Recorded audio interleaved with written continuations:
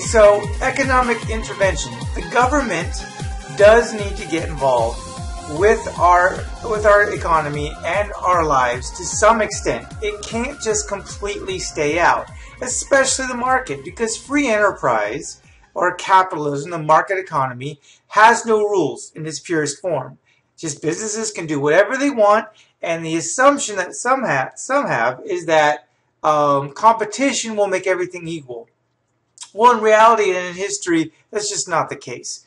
There has been many situations where an individual or a group of individuals have gained so much power over a certain product or good or service that they completely dominate everything having to do with that good or service, and then they drop quality and increase prices to benefit themselves at the expense of the consumers and the economy and the country as a whole.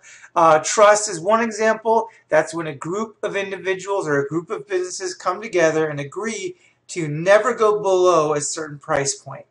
They might compete in other ways, advertising, quality, but they agree keep the price at a certain minimum level so that we all make profit, even if we're not all going to be number one. Monopolies. Kind of the same thing, except for now it's just one person or one company that controls everything. Like, for example, once upon a time there was one company that controlled all oil in all of America. You can imagine how wealthy that guy was. John Rockefeller was his name. And he just dominated oil so that no one else could come in and sell oil. You had to go to him to buy oil. And as a result, he started raising prices to take advantage, and the economy, people's lives began to suffer as a result. So government got involved and outlawed those things. They also outlawed advertising, false advertising, that is. You can advertise, you just can't lie. Many companies are allowed to leave out certain details, but you cannot lie in advertising as a result of government intervention, government laws. Other ways that governments have gotten involved in our lives, our day-to-day lives, is in trying to protect workers, limiting working hours. So if you work more than 40 hours, you get overtime. And if you don't want to work overtime, then many jobs have to be very careful about forcing you. Now, there's ways around that as far as like requiring overtime. But still, if they're going to give you overtime, they have to pay you extra. So there's some disincentive for some companies to do overtime because they may not be able to afford it. So limiting working hours, making sure you're getting paid what you're worth.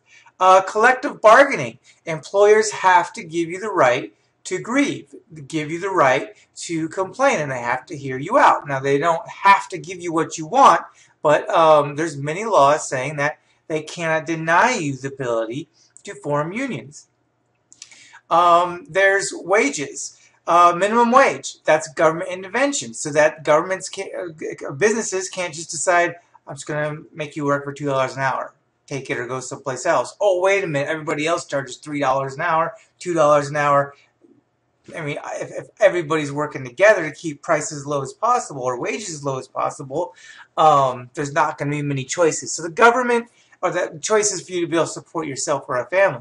So the government has gotten involved to make sure there's a minimum wage. Safety and health standards.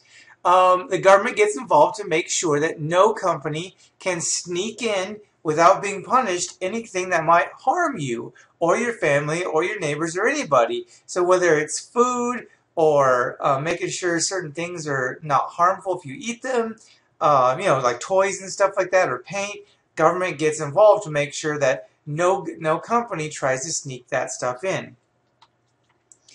Some examples of how the government has protected. For one thing, it usually comes as a result of public demand, voting, people voicing their opinion, using their voice in government. For example, in 1906, there was a book by Upton Sinclair called The Jungle that exposed the meat packing industry and how disgusting the practices were. The companies then were selling rotted pieces of meat. There might be bugs or maggots or cockroaches that fall into like ground meat and have to make hamburgers out of, and they would just sell it anyways. And he took pictures of it and described it, wrote this book.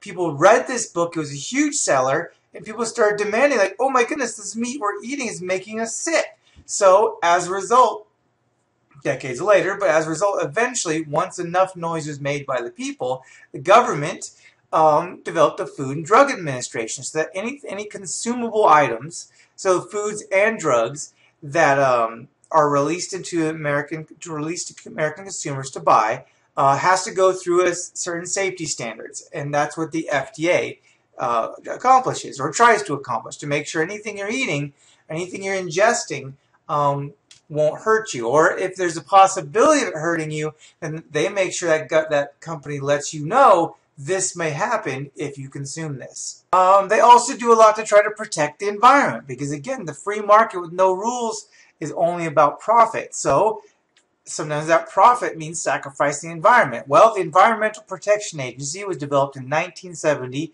to fight that. So it's constantly testing and testing for people who are polluting, companies that are polluting. They regulate, and they actually do enforcement in the form of fines.